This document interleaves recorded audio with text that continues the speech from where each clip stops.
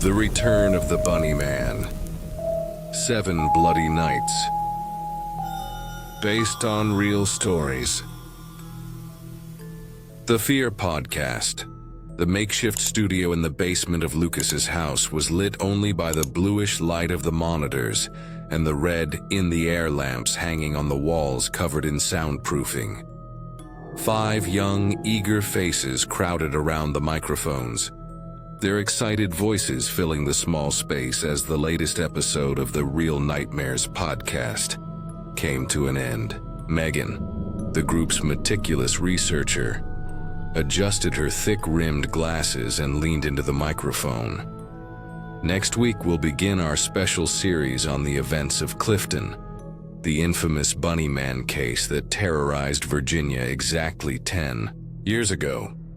The way she pronounced that name, Bunny Man, sent an involuntary shiver down Kate's spine, and she exchanged nervous glances with her twin brother, Ryan.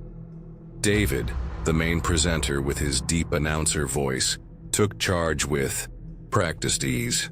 For those unfamiliar with this local urban legend, in 2014, 5 young documentary filmmakers disappeared while investigating the story of the so-called Rabbit Man of Clifton, a killer who allegedly attacked his victims wearing a grotesque rabbit mask and wielding an axe.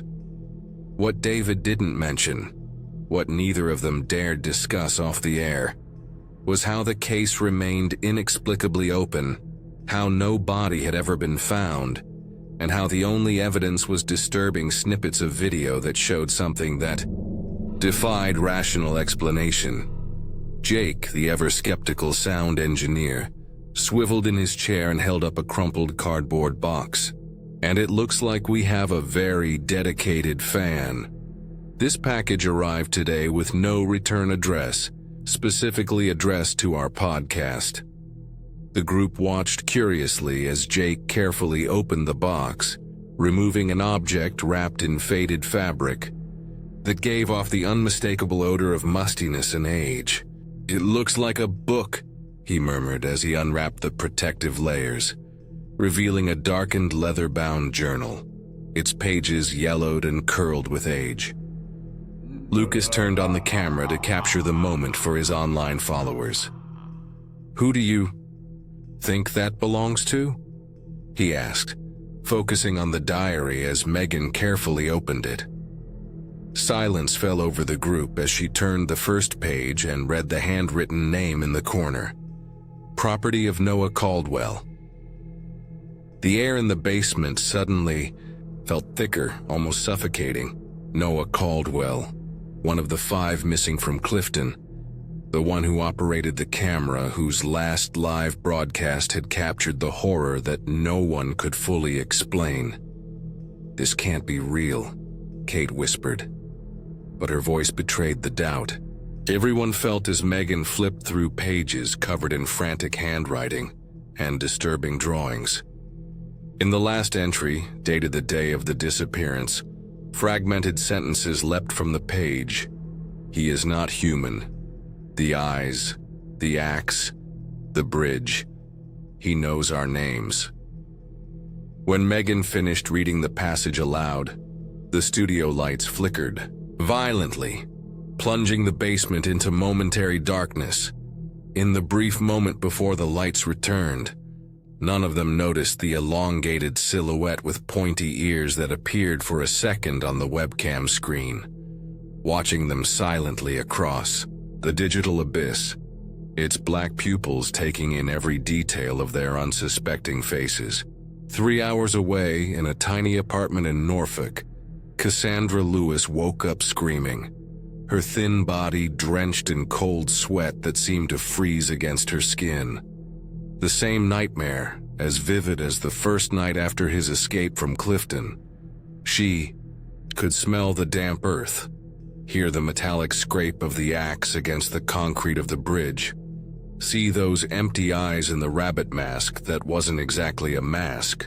10 years hadn't lessened the terror, only turned it into something deeper, more ingrained, like a tumor slowly growing in his psyche. Stumbling into the bathroom, Cassandra stared at her reflection in the stained mirror, her sunken eyes surrounded by permanent dark circles, her hair prematurely graying at the age of 32, and the jagged scar running down the right side of her neck, a constant reminder of the moment the axe almost found her.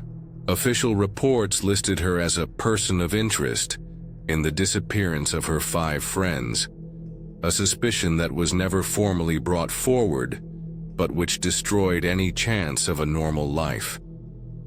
No one believed his story about the man with the rabbit head, about how he seemed to move in ways no human body should be able to, about the symbols and the interrupted ritual. His laptop made the sharp sound of a notification, cutting through the silence like a knife. Keyword monitoring. Program a match for Bunnyman plus Clifton. With trembling fingers, Cassandra clicked the link that took her to a podcast called Real Nightmares. College students in Richmond discussing the very case she had spent a decade trying to simultaneously forget and prove. But it was the image on the screen that froze the blood in his veins. Noah's diary. The diary they never found. The one she had searched frantically for in the weeks after the incident, knowing it held the answers no one would believe without evidence. The police reports she had stolen from the case were spread all over the wall of her office. In fact, just a corner of her apartment dedicated to the obsession that had consumed her life. Maps marked with colored pins indicating the locations of the historic murders of 1970, 1985, and 1993, all with the same terrifying modus operandi. Victims arranged in specific patterns, eyes removed with surgical precision, symbols carved into the skin.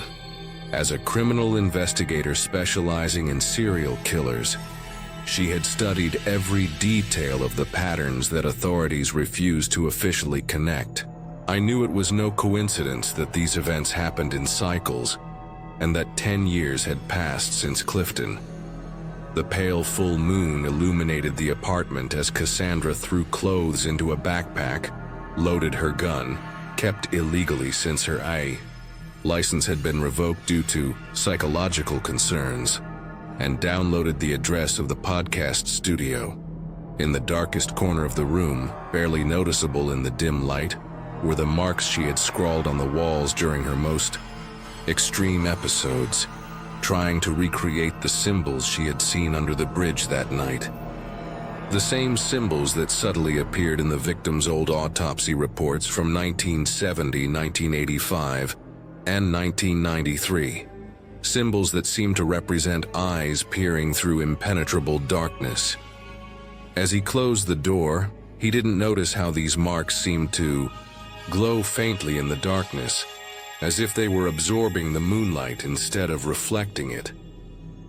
The first rays of dawn filtered through the trees as the group of podcasters approached the old abandoned railway bridge on the outskirts of Richmond. The moss and graffiti-covered concrete structure stood grimly against the pink sky, its dark entrances like open mouths swallowing the morning light. "This is the place," Megan announced, consulting her notes. 3 murders occurred here in 1970, all with the same pattern. Victims hanging, eyes removed, strange symbols cut into the skin. The group advanced cautiously, cameras and recorders in hand, eager to capture the atmosphere of the place for their next episode. Jake walked away from the group, headphones firmly in place, his high-sensitivity audio equipment picking up every whisper of the wind, every drop of water dripping from the rusted beams.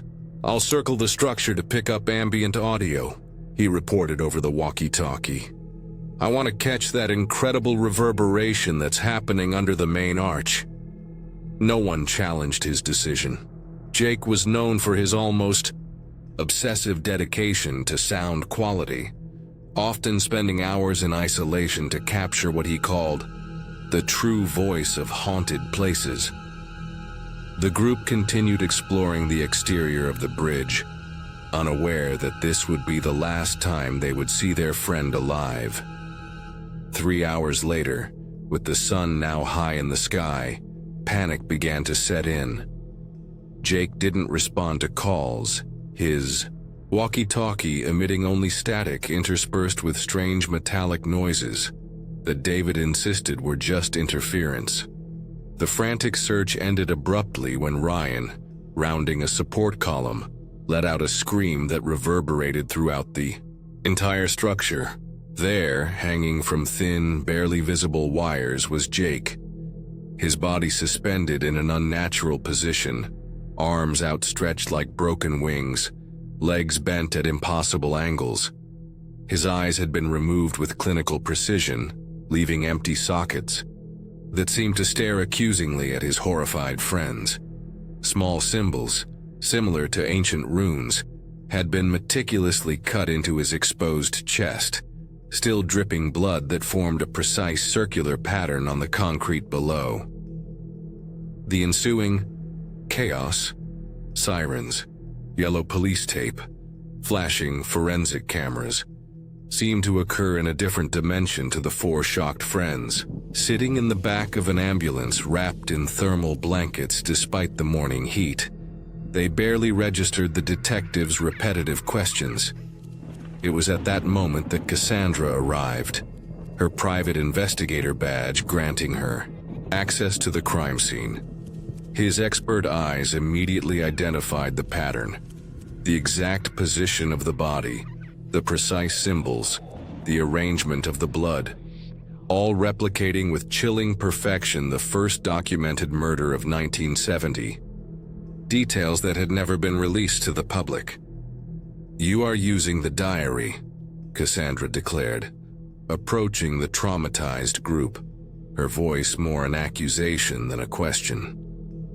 When the young men stared at her with confused and terrified expressions, she pulled out her phone, showing the image of Noah's diary that they had shown during their podcast. "You read the diary out loud, didn't you? You said the words." The way she emphasized words sent shivers down Megan's spine, and she slowly nodded, her hands still shaking uncontrollably. Among the busy police officers and forensic technicians, no one noticed the small metallic object found near Jake's body. A voice recorder still working, the timer indicating a recording in progress. Later, when the device was finally examined, investigators would hear something that defied their understanding. The unmistakable sound of metal scraping concrete, followed by non-human panting, and a distorted voice reciting, "The first marks the way, 6 remain for the harvest." He won't stop with Jake. Cassandra's voice cut through the heavy silence that dominated Lucas's living room, where the 4 remaining podcasters had gathered after finally being released by the police. "What you have unleashed follows a specific pattern. 7 deaths, 7 positions, 7 days." She spread out old photographs on the coffee table, faded black and white images of crime scenes from 1970, 1985, and 1993. The similarities to what they had witnessed that morning were undeniable, disturbingly accurate down to the smallest detail. The exact position of the limbs, the cuts in the skin, the arrangement of the blood.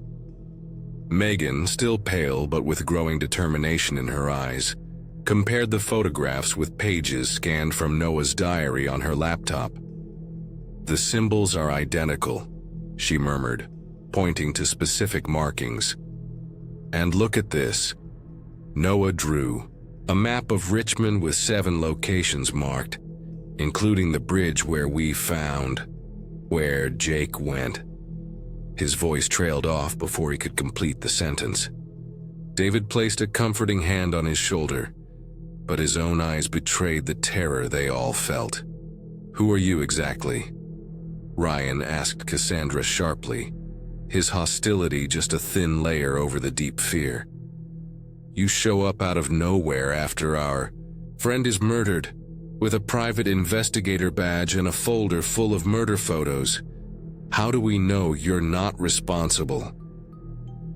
Kate placed her hand on her brother's arm, trying to calm him, but the question hung heavily in the air.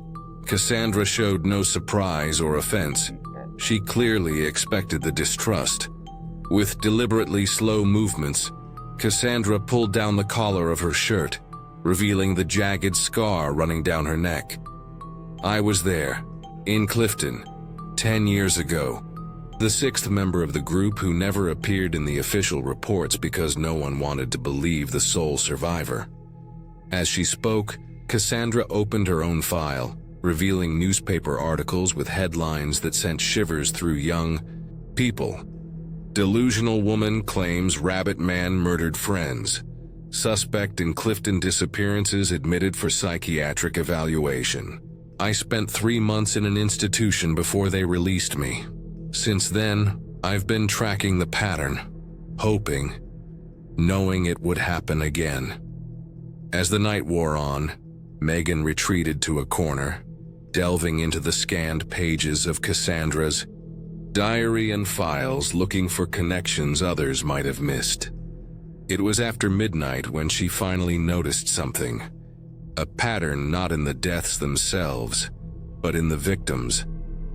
"They all investigated the case," she whispered to herself, quickly opening several tabs in her browser.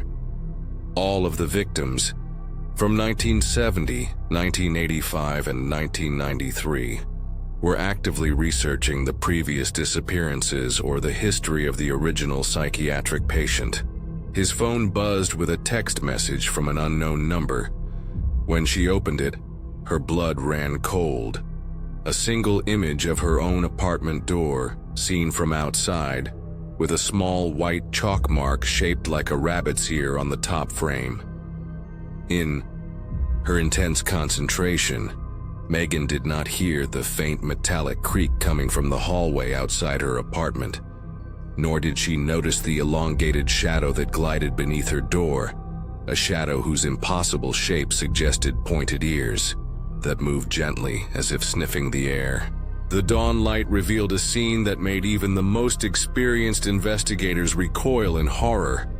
Megan's apartment had been transformed into a meticulously orchestrated chamber of horrors, every mirror in the place strategically positioned to create an infinite kaleidoscopic effect around her body. She sat on a chair in the center of the room, like a macabre queen on a throne of nightmares, her limbs carefully arranged in a posture of faux royalty. The empty eye sockets, now clean of blood and precisely carved, seemed to observe the intruders from all angles through the multiplied reflections. On the mirrors, written in what forensics would later confirm was the victim's blood mixed with metallic paint, were the same symbols found on Jake's body, but arranged in a more complex pattern, like phrases in an unknown language. "Just like the second victim from 1970, Cassandra murmured to the detective who had reluctantly led her into the crime scene, an old acquaintance who sympathized with her obsession despite orders from above to keep her away. Ellen Mackenzie, librarian, age 29, found surrounded by mirrors in her office at the state library. Detective Jackson avoided his gaze, uncomfortable with the undeniable similarities. The forensic technicians worked in oppressive silence. No, unwilling to acknowledge the disturbing fact that every sound in the room, the click of cameras, the rustle of latex gloves, even heavy breathing, seemed to be amplified and distorted by the mirrors, as if the air itself was tainted by the presence that had been there just hours before. On Megan's computer, still on when they found her, a search window remained open, showing files from the state sanitarium that closed in 1968. One name stood out, circled repeatedly in her digital notes. Douglas Griffin, patient Dakshira 1937, admitted, for severe delusions related to pagan rituals and obsession with rabbits as symbols of passage between worlds.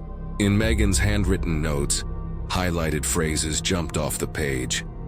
Connection to victims' families. Everyone had some connection to Griffon's treatment or transfer to federal prison. And more disturbing still, a final observation written in shaky handwriting. Someone is outside my door. I can hear breathing that doesn't sound human. David, Ryan, and Kate greeted the news about Megan with silent horror and disbelief, gathered in Lucas's apartment that now doubled as a makeshift bunker. Curtains remained closed, doors locked with hastily installed extra chains. 2 days, David murmured, his face a mask of shock and fear. First Jake, now Megan, we are being systematically hunted. Cassandra's words, which had once sounded like paranoid conspiracy theories, now resonated with a terrible truth that neither of them could deny anymore. When she spread out the historical documents about the previous murders, showing how each cycle of deaths had been methodically replicated over the decades, the dread in the room became a palpable, almost suffocating presence. Among these documents was an enlarged photograph found on Megan's computer, an image of patient Douglas Griffin taken during his stay at the sanitarium in 1967. The grainy image showed a thin man with piercing eyes that seemed to fix on the viewer, even across the half-century that separated them. But what made Kate stifle a scream was the drawing scrawled on the wall behind him, a rough sketch of a rabbit-headed figure wielding what looked like an axe, surrounded by 7 small symbols, identical to those found on Jake and Megan's bodies, and below the drawing, only partially visible in the photograph, a phrase written in irregular letters. 7 sacrifices to complete the circle. 7 bridges to the other side. Richmond Central Library stood like a Victorian fortress against the night sky, its Gothic windows illuminated by a yellowish light that barely penetrated the dusty glass. The night security guard waved absently to David as he walked in, his special permit obtained through contacts at the university, allowing him access to the special collections after normal opening hours. The sound of their footsteps echoed through the deserted corridors, amplified by the oppressive silence that seemed to swallow every other noise. Second victim, second bridge, second clue, he muttered to himself, reciting the pattern Cassandra had identified in previous cycles. If she was right, the files on the 1985 murders contained crucial information that had never been publicly released. In the basement of the library, the Historical Archives section was a maze of sliding metal, shelves and filing drawers that seemed to stretch endlessly in the failing fluorescent light. David located the restricted section, using the key that old librarian Mr. Winters had discreetly slipped to him earlier, along with a whispered warning. Some doors should remain closed, young man. The dusty file boxes were organized chronologically, and the one marked 1985, Carver Bridge Incidents Restricted, made his heart race with nervous anticipation. Inside, folders of police evidence, forensic photographs, and, surprisingly, a small dark leather-bound diary almost identical to Noah Caldwell's. The photographs were disturbingly similar to scenes they had witnessed over the past few days. Bodies arranged in specific ritual positions, eyes removed, symbols carved into the skin. But there was something else that had never been mentioned in public reports. Each victim had a small object inserted into their empty eye sockets. In the first, tiny mirror fragments. In the second, pieces of undeveloped photographic film. In the third, what appeared to be pages torn from an old book carefully rolled up and inserted into the empty spaces. The pattern repeated itself across all 7 of 1985's victims, a macabre progression of replacements for the missing eyes, culminating in the 7th and final. Small rabbit masks carved from human bone. Fascinating, isn't it? The elderly voice startled David, making him drop the photographs. Mr. Winters stood silently behind him, his watery eyes obscured by the dim light. How it always follows the same pattern, even though separated by decades, as if it were a ritual that needs to be completed correctly. The old librarian limped over, dragging his left leg slightly. I've been waiting for someone like you to come along. Someone who would make the right connections. He ran his wrinkled fingers over the scattered photographs, almost affectionately, as if they were old friends. My brother was one of the original detectives in 1970. He discovered the truth. He knew he wasn't just a run-of-the-mill killer. Certain powerful interests in Richmond ensured these discoveries never came to light. A loud metallic click echoed through the shelves like the sound of a heavy door being locked. David turned nervously, suddenly realizing how isolated they were in the depths of the library. What truth exactly did your brother discover, Mr. Winters?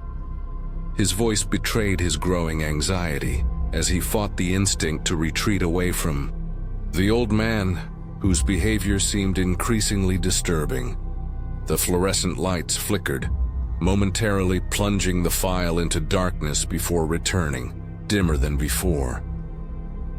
In the brief moment of darkness, David could have sworn he saw something move between the shelves, a shadow thicker than the surrounding darkness with a shape that suggested pointed ears. The truth about Richmond's founding families, Mr. Winters continued, apparently oblivious to the growing tension. About the cult they established in the early days of the colony, worshipping something the natives feared, something that required specific sacrifices to maintain balance. He pointed to the symbols in the photographs. These are not mere ritual markings. They are words in a language far older than any human civilization, a language of passages and portals. The security cameras on the ceiling flashed simultaneously, their red lights going out one by one. The sound of heavy, shuffling footsteps echoed from somewhere among the endless bookshelves, followed by the unmistakable creak of metal being dragged against concrete. "He's here," whispered Mr. Winters, a strange smile forming on his wrinkled face. "Finally, my part of the ritual is complete." David didn't wait to hear more, his survival instinct finally overcoming his journalistic curiosity. He ran frantically through the maze of shelves, the sound of his heavy breathing mixing with the heavy footsteps that pursued him relentlessly. He turned a corner and froze in horror. Mr. Winters was standing there, impossible as it was, blocking his path, that same disturbing smile on his face. "There is no escape, young man. The silenced file must remain that way. But you have a greater purpose now." The elderly librarian held out his hand, revealing a small symbol tattooed on his palm, identical to those found on the victims' bodies. And then, from behind David, came the sound of heavy, unnatural breathing, followed by the metallic creak of the axe being slowly raised. The discovery of David's body in the library created a wave of panic in Richmond. Headlines screamed about the return of the rabbit killer as authorities struggled to contain public hysteria. The body had been found meticulously positioned in a semicircle formed by specific books on local history and the occult. His removed eyes had been replaced with microfilm containing newspaper clippings about the 1985 murders. More disturbing still, Mr. Winters' body was found nearby, his throat slit in a single clean blow, suggesting that he had been just a disposable pawn in a larger, more sinister game. In Lucas's apartment, transformed into a paranoid fortress with the windows covered in cardboard and the door reinforced with extra chains, The twins Ryan and Kate curled up on the couch, their faces ghostly in the blue light of the laptop screen, where they watched the incessant news coverage. Cassandra moved frantically around the room, pinning maps and photographs to the walls, connecting them with red threads that formed a complex pattern that only she seemed to fully understand. 3 dead, 4 to go, she murmured, her eyes bloodshot from lack of sleep.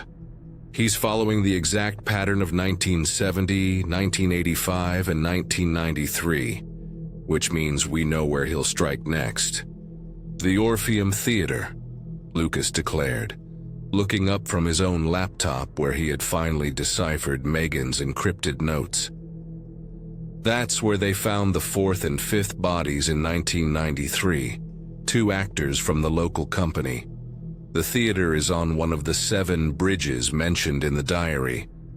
He turned the screen, showing an old map of Richmond where 7 locations formed a perfect star pattern around the James River. They are not literal bridges, but points where the border between worlds is thinnest, according to the diary. Ryan stood up abruptly, pulling his sister by the hand. We need to get there now, before him. When Cassandra began to protest, he interrupted her with fierce intensity.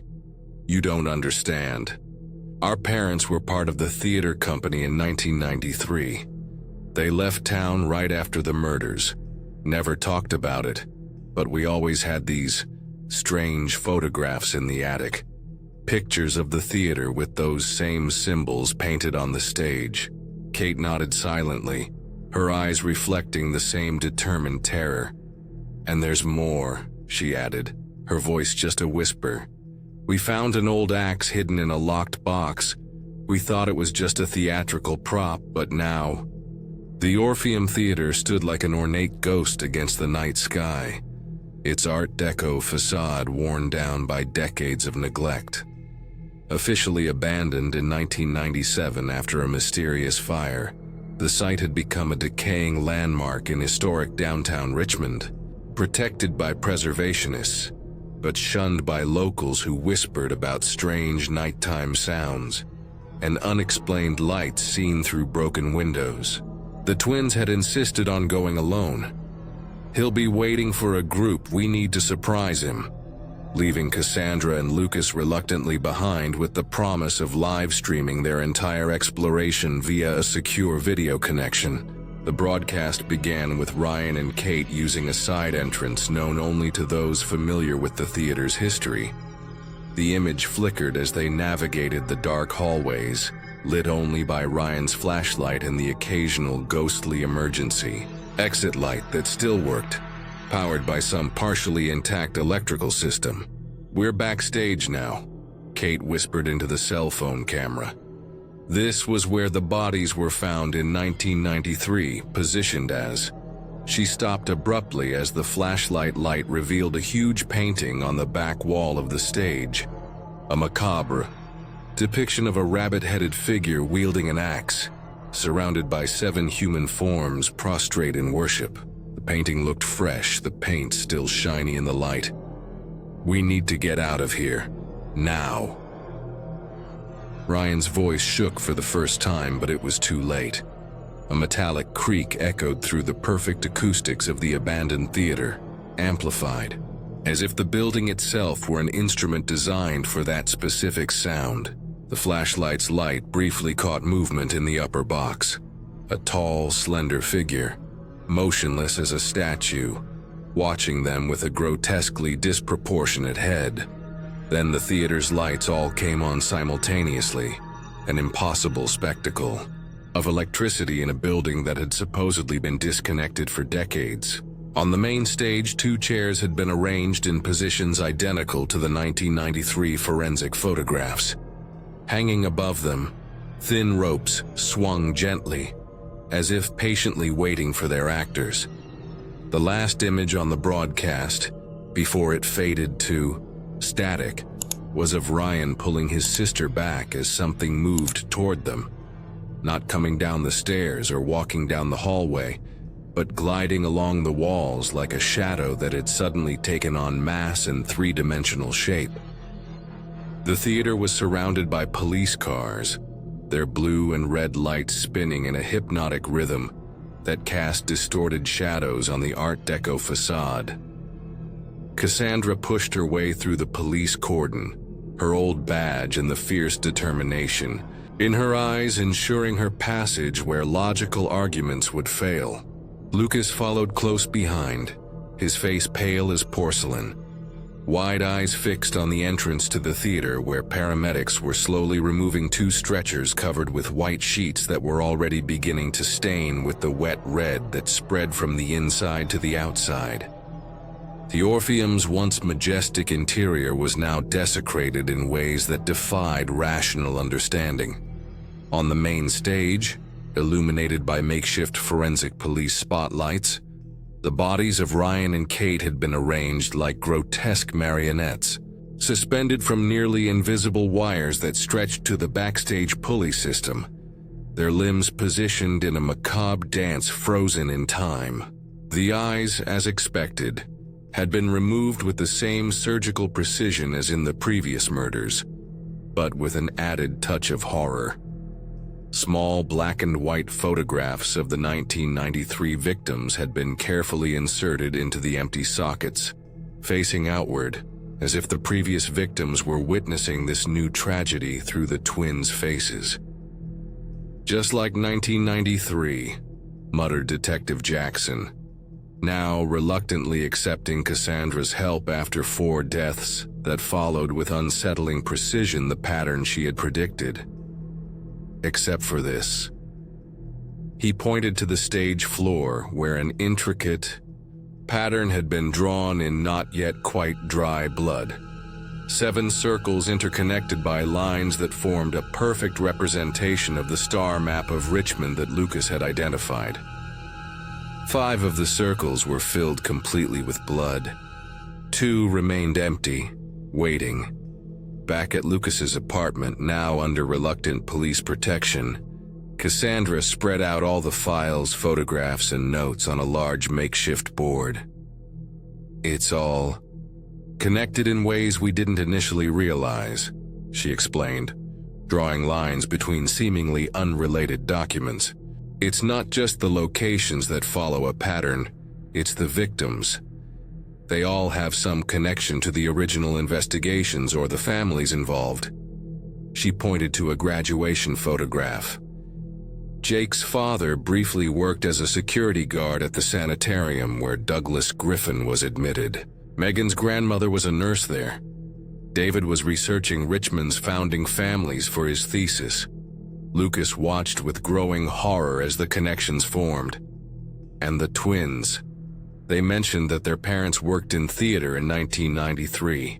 His voice cracked as the realization hit him like a physical blow. My father. He was a police officer. He worked on the 1993 case, but he was suddenly removed. His breathing quickened as he frantically searched his own memory for details that had previously seemed insignificant. He always had terrible nightmares, talked in his sleep about the man with the rabbit head, but my mother always insisted it was just post-traumatic stress from work. Cassandra froze, her eyes fixed on Lucas as if seeing him for the first time. "Your last name, Carver. Like the Carver Bridge, where the 1985 murders occurred." She quickly flipped through her files, pulling out a yellowed police report. "Detective William Carver, removed from 1993 investigation for excessive personal involvement with the case. Your father?" Lucas nodded slowly, the color draining even more from his already pale face. "He changed our last name later, legally. We were Denton before. He never explained why." Lucas's phone rang, displaying his father's number, the first call in weeks. With shaking hands, he answered the speakerphone. "Lucas." The voice was rough, aged with fear. "Where are you? I need to see you immediately." Before Lucas could respond, his father continued in a frantic whisper. "He found you, didn't he? Through that damn podcast. I knew this was coming when I saw the first episode. You're messing with things that were buried for a reason." A sharp metallic sound echoed down the line, followed by the sound of breaking glass. Too late. He's here. Remember, the only way to stop him is through... The line died abruptly. 20 minutes later, Cassandra and Lucas burst into former Detective Carver's house, finding him unconscious on the floor of his office, a deep head wound, but still alive. The walls of the room were covered with what seemed like decades of obsession. Maps, photographs, newspaper clippings from each cycle of murders, all interconnected by red threads in a way eerily similar to Cassandra's own investigative method. And in the center of the main wall, something that made Lucas's blood run cold. A framed photograph of his younger father alongside 6 other men, all wearing little rabbit head brooches on their lapels. Handwritten in the lower margin of the photograph, The Guardian's 1993. "May our silence keep the portal closed." The hospital pulsed with frantic activity as doctors worked to stabilize William Carver. Sitting in the sterile waiting room, Lucas stared at the small metallic object in his hand, a brooch shaped like a rabbit's head, found in his father's pocket when the paramedic cut off his clothes. Its worn, oxidized surface suggested decades of existence, and small symbols engraved on its back appeared identical to those found on the victims' bodies. "He knew," Lucas whispered to Cassandra, who was examining a worn notebook found in the former detective's office. "All my life he knew and kept it secret." "Not just knew," Cassandra replied, turning the notebook to show a specific page. "He was a guardian. 7 men chosen after the events of 1993 to protect the truth and prevent the cycle from repeating itself." On the yellowing pages, William Carver's slanted, nervous handwriting detailed a pact made between 7 investigators who had discovered something so disturbing about the murders that they agreed to bury the evidence, change their names, and live the rest of their lives vigilant against the return of what they called simply the rabbit.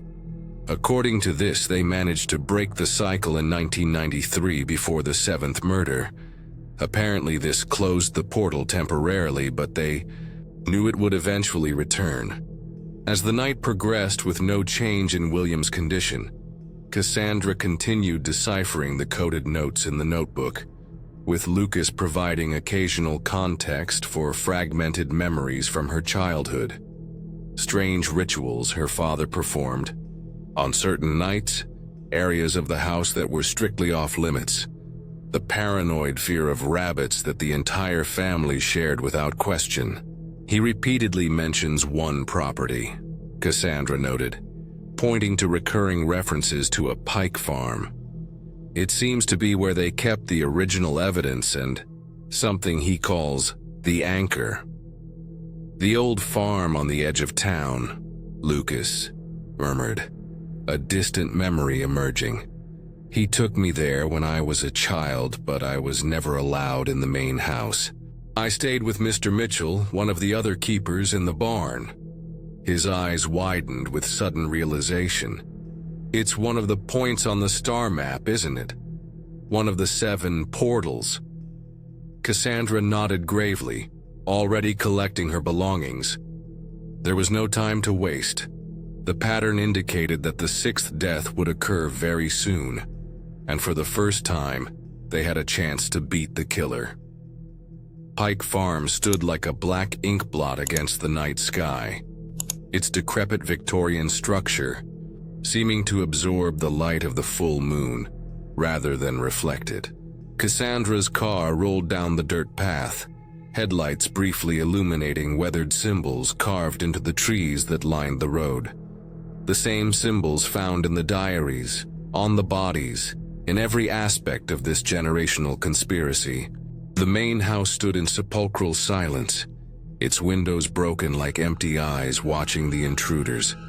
But a faint light emanated from the distant barn, flickering erratically like a disturbed lighthouse. The smell hit them first when they opened the heavy barn doors, the unmistakable metallic scent of fresh blood, mixed with something older and more disturbing, like rotting flesh and ozone. In the center of the cavernous space, under a single, flickering light bulb, stood Lucas, or rather a second Lucas, strapped to a chair identical to the one used in the theater, his eyes wide with absolute terror.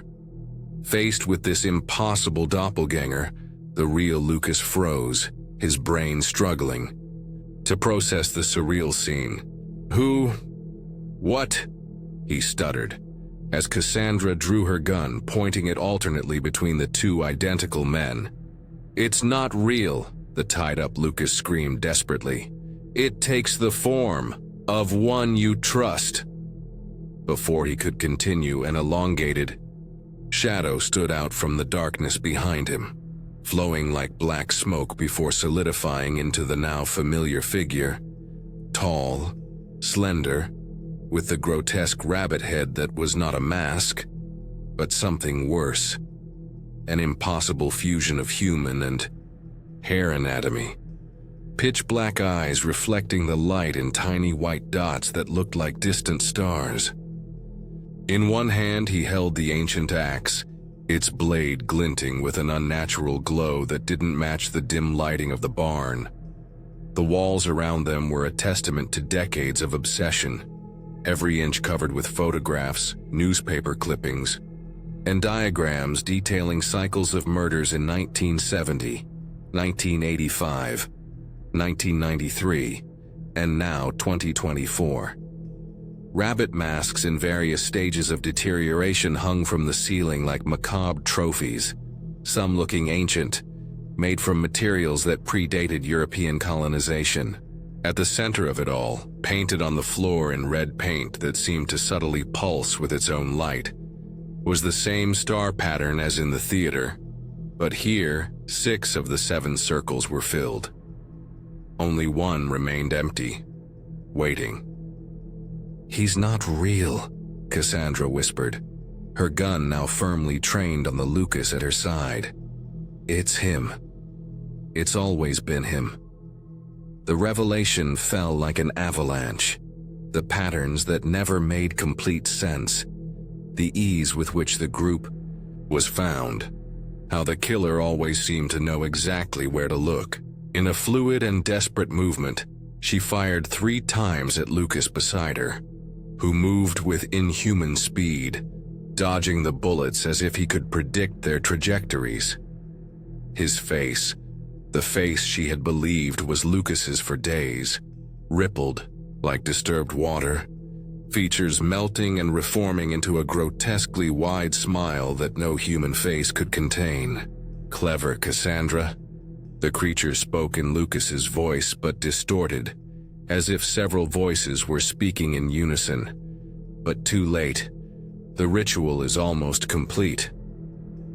As he spoke, his entire body seemed to elongate, limbs stretching to impossible proportions, his pale skin taking on a translucent quality that revealed black veins pulsing with a liquid that was certainly not blood. The head slowly transformed, the skull reforming with the wet sounds of moving cartilage and bone, until the Bunny Man mask was no longer a mask but a horrifying anatomical reality, an impossible hybrid of man and rabbit, irisless black eyes, fixed on Cassandra with an ancient, malevolent intelligence. In the center of the barn, the real Lucas struggled against his bonds while Cassandra faced the creature. "It's the brooch," he screamed desperately. "The brooch is the anchor. Destroy it." His words provoked a visceral reaction in the creature, who launched himself at Cassandra with supernatural speed, the axe describing a lethal arc through the air. It rolled to the side, the ancient metal hitting the wooden floor with enough force to crack the boards and release a sickening odor of disturbed earth, and something older, more alien. The smell of a space that shouldn't exist beneath the barn. The fight that followed was a deadly dance of human desperation against supernatural power. Cassandra used every inch of the environment, every shadow and obstacle to compensate for her opponent's inhuman speed and strength. The creature seemed to play with her, savoring her fear like an appetizer before the real feast. "Your friends in Clifton had the same flavor of despair," he teased, his voice now completely detached from any semblance of human, reverberating as if it came simultaneously from all directions. "Your fears fueled my partial passage. But you escaped, leaving the ritual incomplete, a flaw I will correct today." As the creature spoke, Cassandra noticed something crucial. The small rabbit brooch that had fallen to the ground during the initial transformation. The object seemed to pulsate with its own light, synchronized with the creature's movements, as if they were parts of the same organism separated in physical space. With a calculated movement, she dove toward the brooch, rolling under the axe blow that would have decapitated any slower opponent.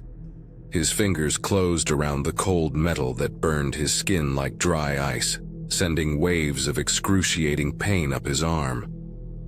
Lucas, taking advantage of the momentary distraction, managed to break one of the bonds and reach for an antique oil lamp hanging next to his chair.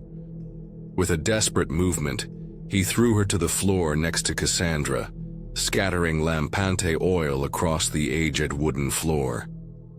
"Fire!" he shouted. It's the only thing he fears. The flammable liquid spread quickly, reaching the photographs and newspaper clippings on the walls, which caught fire with unnatural veracity, the flames taking on greenish and purple tones that no natural fire should have.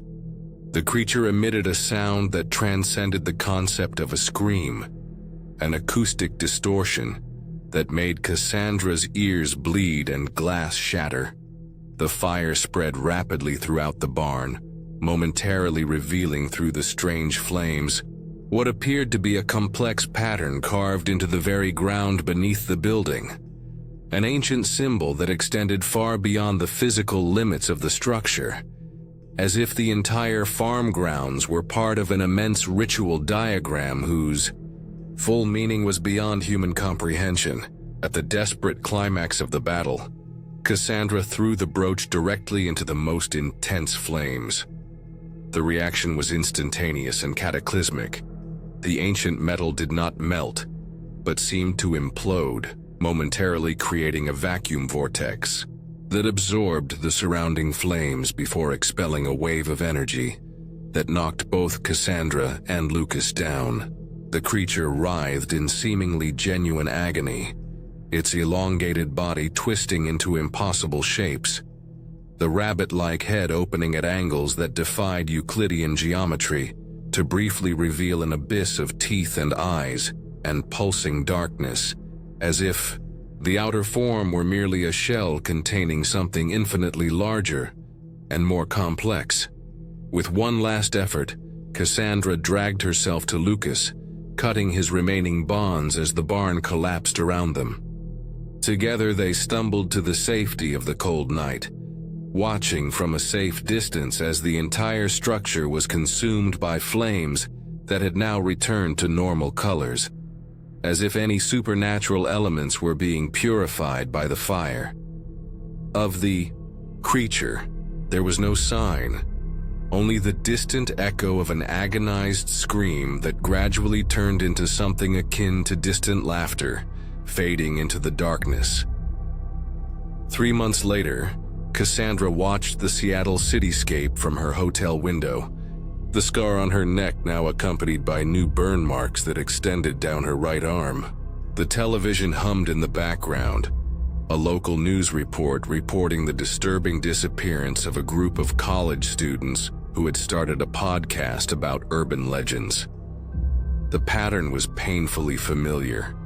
An investigation into a local story involving a murderer with leporine features followed by abrupt silence.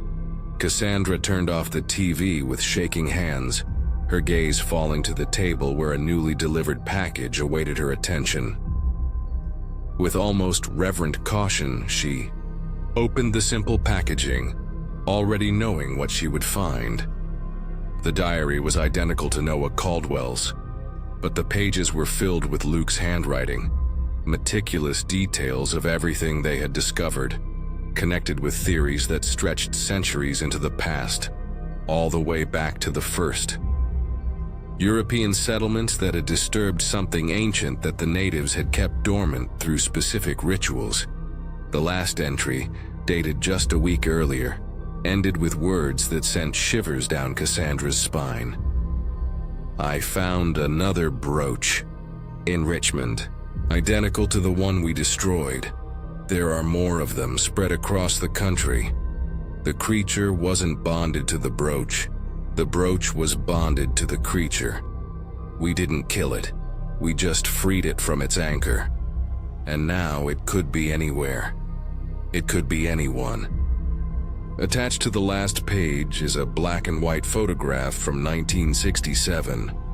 Psychiatric patient Douglas Griffon, looking directly into the camera with an unsettling smile. Handwritten in the margin, a sentence that Cassandra had not noticed before. It is not the rabbit we should fear. It is what the rabbit represents.